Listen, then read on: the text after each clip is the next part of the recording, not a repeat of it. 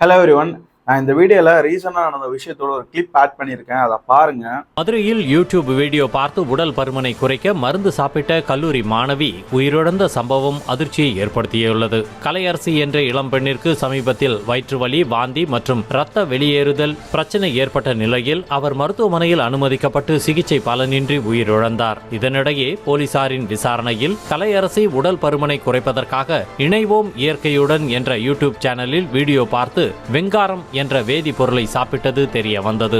மக்களே, இந்த சோசியல் மீடியால சித்த மருத்துவம் படிக்கக்கூடிய மாணவர்களா இருந்தாலும் சித்த மருத்துவரா இருந்தாலும் உங்களுக்கு ஒரு ஹோம் ரெமெடி சொல்றாங்க, ஒரு ஸ்கின் ரெமெடி சொல்றாங்க அப்படின்னா, ஸோ அந்த மருத்துவர் பரிந்துரையோட நீங்க அந்த மெடிசனை எடுத்துக்கோங்க. ஒரு டாக்டர் கன்சல்டேஷன் பண்ணி அதுக்கப்புறமா அந்த மெடிசனை எடுத்துக்கோங்க.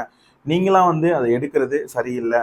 ஏன் அப்படின்னா, ஒரு மருந்துக்கு தக்க அனுபானம் இருக்கு, அதுக்கான துணை மருந்து இருக்கு. ஸோ இது எல்லாமே பார்த்து தான் அந்த மருந்தை நீங்க எடுக்கணும். அதே மாதிரி ஒரு தாவரம் ஒரு மினரல்ஸாக இருக்கட்டும், ஒரு மெட்டல்ஸாக இருக்கட்டும், இது எல்லாமே முறையாக சுத்தி பண்ணி தான் நம்ம சித்த மருத்துவத்திலே பயன்படுத்துகிறோம்.